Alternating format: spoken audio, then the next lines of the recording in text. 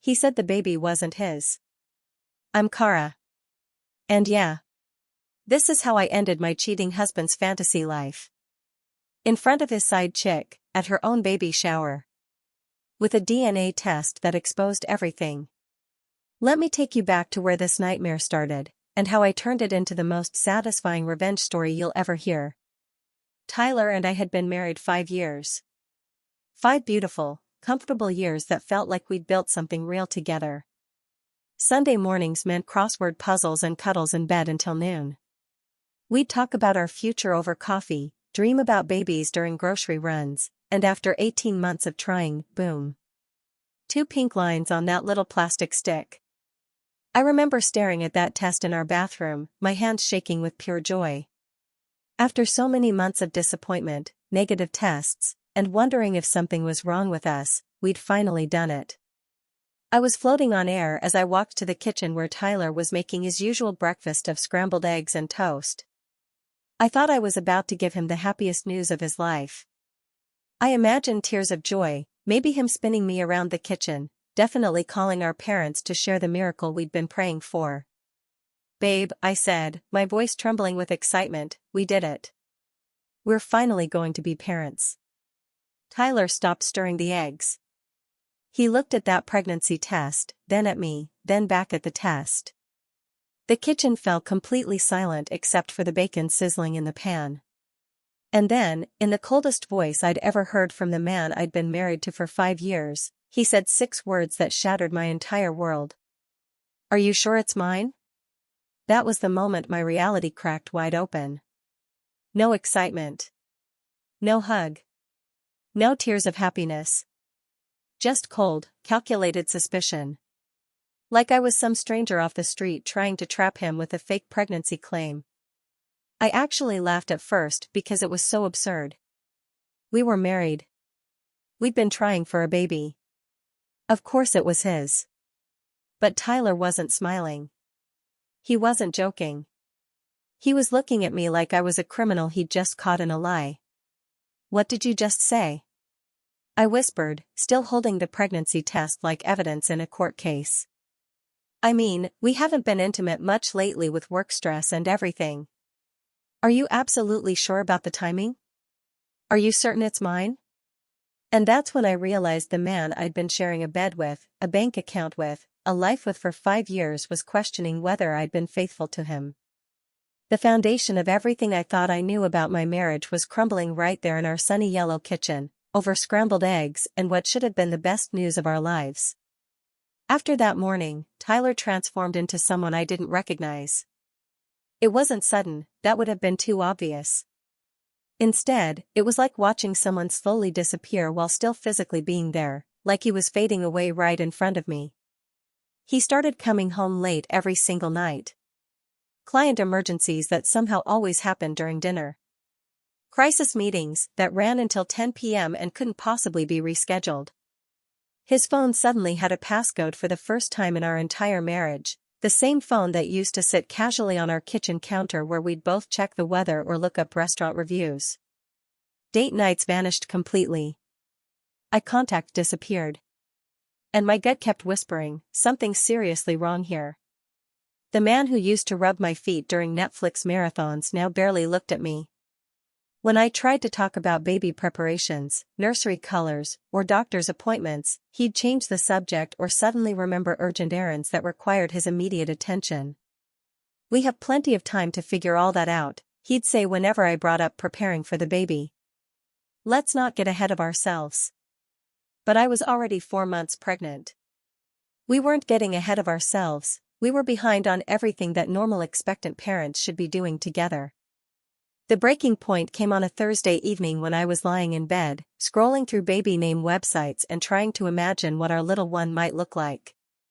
Tyler's phone buzzed on his nightstand, and the screen lit up with a text preview that made my blood run cold. Can't wait to see you tonight. Miss you already. Red heart, K. Who's K? I asked as casually as I could manage, not looking up from my phone. Tyler lunged for his phone so fast he nearly knocked over his water glass. New coworker. Kendra. She's going through a rough divorce and I've been giving her advice about lawyers and stuff. Something sharp and cold settled in my stomach. Oh. That's really nice of you to help her. But nice wasn't the word echoing in my head. The word echoing in my head was suspicious. 3 days later, my world exploded completely. I was folding tiny baby clothes I'd bought on clearance, little onesies with elephants and giraffes that made me smile despite everything, when my phone chimed with an Instagram direct message from an account I didn't recognize. The username was TruthTeller47, no profile picture, created just days earlier. Hey. I work with your husband at Innovate Tech. I think you should know what he's been saying about you and the pregnancy. My hand started trembling before I'd even finished reading the first sentence. This stranger was about to tell me something I didn't want to hear, but desperately needed to know. Tyler has been very vocal at work about not believing the baby is his. He tells people during lunch breaks that you're trying to trap him into staying married. He says your marriage has been rocky for months and he's not even sure he wants to be a father. The words hit me like physical blows, but the stranger wasn't finished. He's been staying late at Kendra Walsh's apartment 3 or 4 nights a week. She works in our accounting department and recently got divorced. Everyone in the office knows about their relationship. Some people think it's romantic, others think he's a piece of garbage for abandoning his pregnant wife. My vision blurred as I read the next message. I'm in the second category. I have a younger sister, and I'd want someone to tell her if her husband was doing this. Then came the photos that made everything undeniably, horrifyingly real. Professional quality surveillance shots that looked like they'd been taken by a private investigator. Tyler's silver Honda in unfamiliar driveways with timestamps and dates. Tyler and a blonde woman laughing over candlelit dinners at Romano's, an expensive Italian restaurant he'd never taken me to in 5 years of marriage. Tyler's hand on her lower back as they walked into a movie theater, looking like the happy couple we used to be. Tyler kissing her passionately in the parking lot of our own grocery store, the same place where we did our weekly shopping together every Saturday morning. Each photo was timestamped and dated, creating a timeline of betrayal that stretched back months. This wasn't a recent fling or a moment of weakness. This was a calculated, ongoing affair that Tyler had been conducting while I carried his child, and he questioned whether it was even his. When I confronted him that night, his response was textbook gaslighting that made me question my own sanity. You're being paranoid. Pregnancy hormones are making you imagine things that aren't there. Those pictures are taken completely out of context. But I wasn't imagining the photos. I wasn't imagining the credit card statements showing expensive dinners I'd never attended. And I definitely wasn't imagining the way his phone buzzed constantly with heart emoji texts from Kay that he'd grab and decline with shaking hands. After that night, Tyler stopped even pretending to care about anything related to me or the baby. But instead of breaking down or begging him to stay, I did something that surprised even me. I started planning. Emma decided to make her entrance on a rainy Thursday morning after 22 hours of the most brutal labor you can imagine.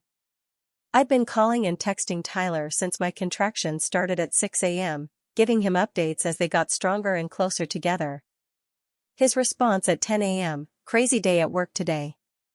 Stuck in back-to-back meetings. Keep me posted on how things go. Keep me posted. Like I was updating him on a dentist appointment instead of delivering his daughter into the world. Where was Tyler during his daughter's birth? According to my anonymous contact who'd been tracking his location through the company's fleet management system, he was at Kendra's apartment building the entire day. 30 minutes away from the hospital where his child was being born, while claiming to be stuck in emergency meetings downtown. But when the nurse placed Emma in my arms for the first time, I wasn't thinking about Tyler's absence or his lies or his betrayal. I was staring at the most perfect little human I'd ever seen, and she looked exactly like her father. His dark hair that curled at the edges when it got too long. His brown eyes with those distinctive golden flecks that caught the light. His stubborn chin with the same slight cleft that he'd inherited from his own father. Even the way she scrunched her little nose when she was concentrating, a gesture I'd watched Tyler make thousands of times when he was thinking through a problem. "Oh my God," my mom whispered through tears of joy and amazement. Cara, she looks exactly like Tyler did as a baby. Exactly like him. And that's when I felt something I hadn't experienced in months, pure, unshakable confidence. Tyler could deny paternity all he wanted. He could tell his coworkers and his girlfriend and his family that this baby wasn't his. But one look at Emma's face would end that lie forever. That night, while Emma slept peacefully in her hospital bassinet and Tyler was presumably telling Kendra about his difficult day at work, I did something I'd been planning for weeks. I opened the DNA testing kit I'd ordered online and carefully swabbed the inside of Emma's cheek. The sample went into a sterile container along with Tyler's DNA that I'd collected from an old toothbrush I'd saved from our bathroom. The next morning, while Tyler was stuck in meetings again, I mailed the samples to the laboratory with expedited processing that would give me results in 3 weeks instead of the usual 6. Tyler never came to the hospital. Never held his daughter. Never even asked what we'd named her or how much she weighed or whether she was healthy. But he was about to learn everything he'd missed, in the most public way possible. 3 weeks later, 2 envelopes arrived in our mailbox on the same day, like the universe was aligning for perfect timing. The first envelope contained the DNA results, printed on official letterhead with raised seals and multiple signatures, 99.99% probability of paternity. Tyler Jacobs is the biological father of Emma Matthews. The second envelope contained something my contact had forwarded from Tyler's work email, an elegant invitation to Kendra's baby shower. You're invited to celebrate the upcoming arrival of baby Walsh. Saturday afternoon at the Riverside Event Center. Pink and blue theme, light refreshments, and lots of love. I sat in Emma's nursery, the nursery I'd painted and furnished entirely by myself while Tyler was working late, and stared at both pieces of paper. In my arms, Emma gurgled happily, completely unaware that she'd just become the star witness in her father's public destruction. Through my contact, I'd learned that Tyler had been helping Kendra plan every single detail of this shower. The same man who couldn't be bothered to attend a single prenatal appointment for his own child had spent weeks organizing decorations, coordinating catering, and managing guest lists for another woman's celebration. But here's what made it absolutely perfect. Everyone who'd believed Tyler's lies would be there. His coworkers who thought I was unstable and paranoid. His mother who'd suggested I get a paternity test to put everyone's minds at ease. His college friends who'd heard about his rocky marriage and suspicious pregnancy. His entire social and professional network, gathered in one place to celebrate his escape from the burden of fatherhood. They would all be there, toasting Tyler's new relationship and his freedom from his crazy wife, completely unaware they were about to witness the most devastating revelation of their lives.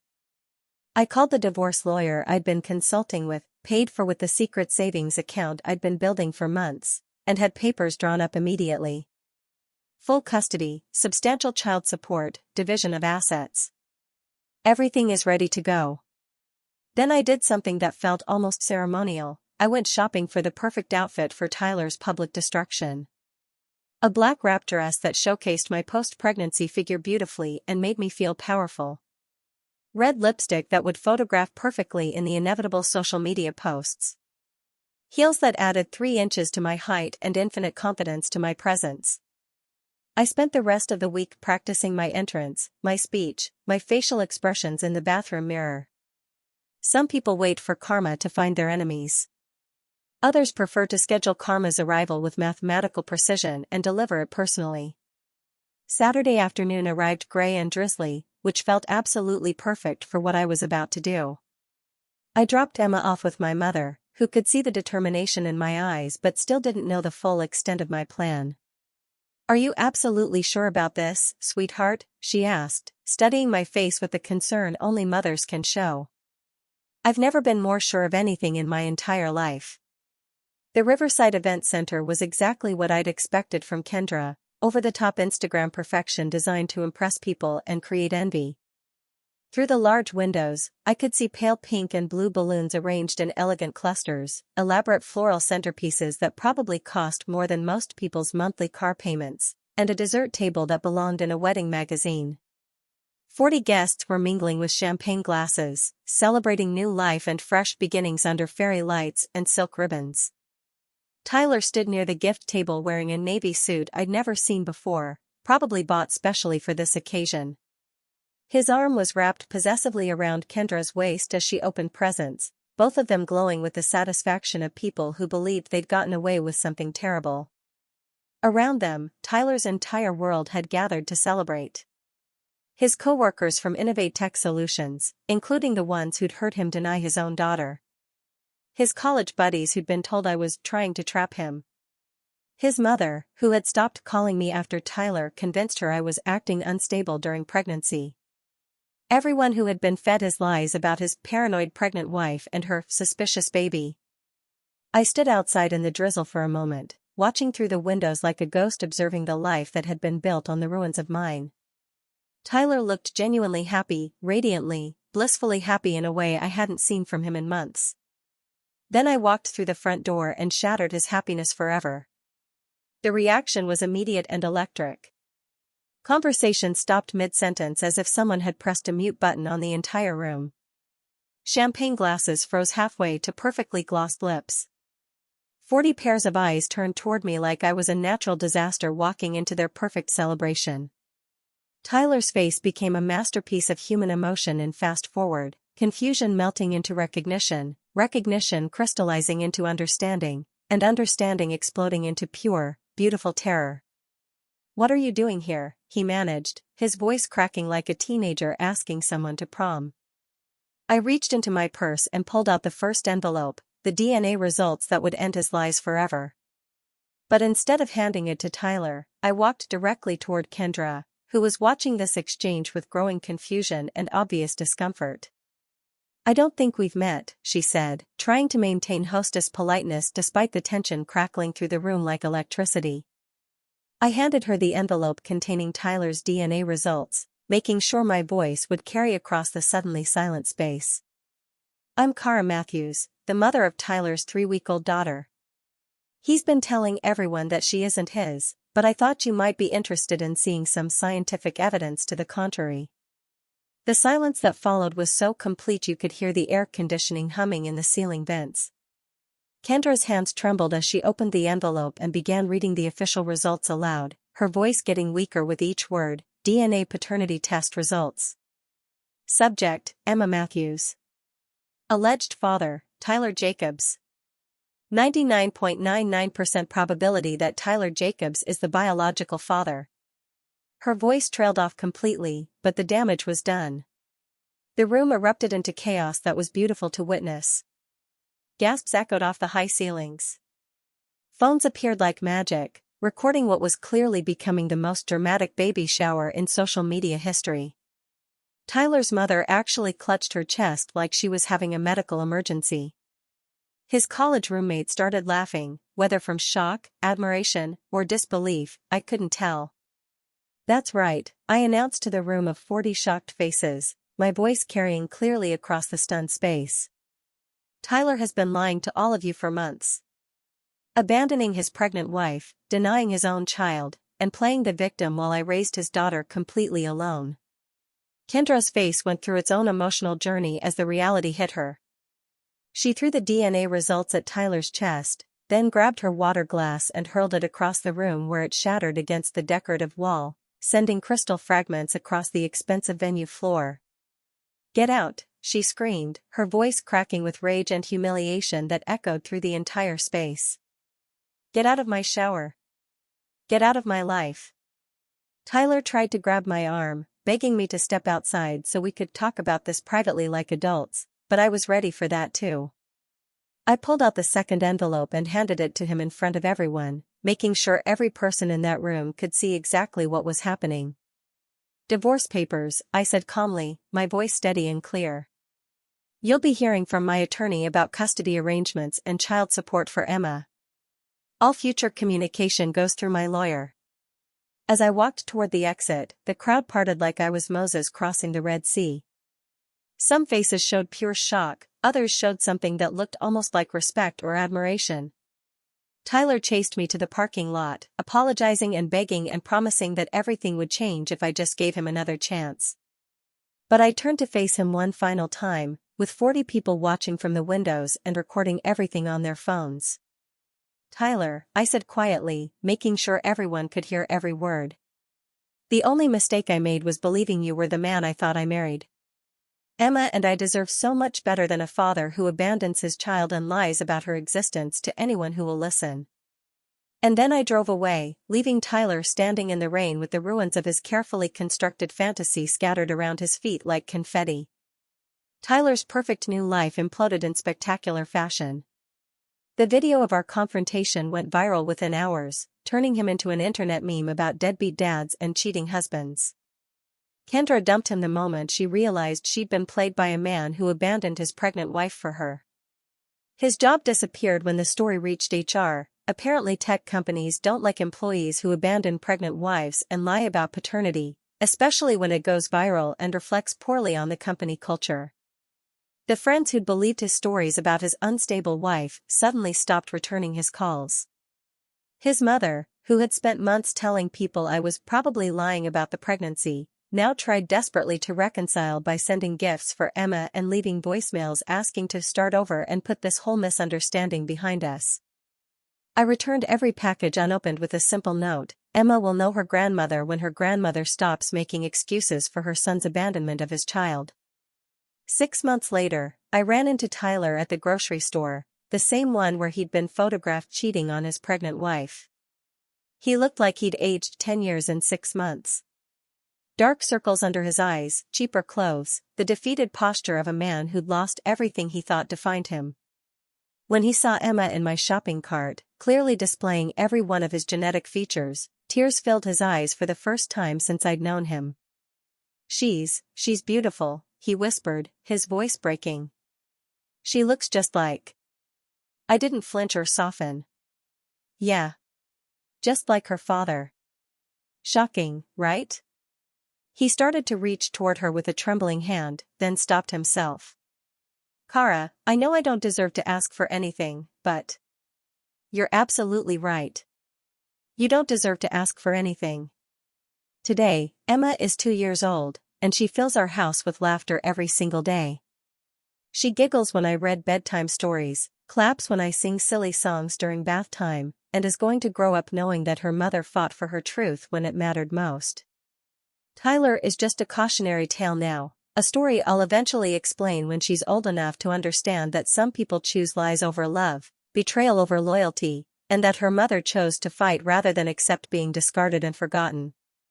Because here's what I learned from this whole experience: some women don't just cry when they're betrayed. Some women don't just survive abandonment and move on quietly. Some women swab DNA, put on red lipstick, and walk into baby showers like they own the place, armed with scientific evidence and unshakable determination. The truth doesn't just set you free. Sometimes, if you time it perfectly and deliver it with enough style, it sets everyone free from the lies that were holding them captive. Tyler learned that deception has an expiration date, and I learned that the best revenge isn't getting mad, it's getting methodical, getting evidence, and getting justice. That's how one woman with a DNA test, perfect timing, and unshakable determination turned her husband's betrayal into the most satisfying public reckoning you'll ever hear. Sometimes the most savage revenge is simply telling the truth at exactly the right moment to exactly the right people. If this story resonated with you, smash that like button and subscribe for more incredible true stories of justice served ice cold. And let me know in the comments, what would you have done in my situation? Because sometimes the most powerful thing you can do is refuse to be silenced, discredited, or forgotten.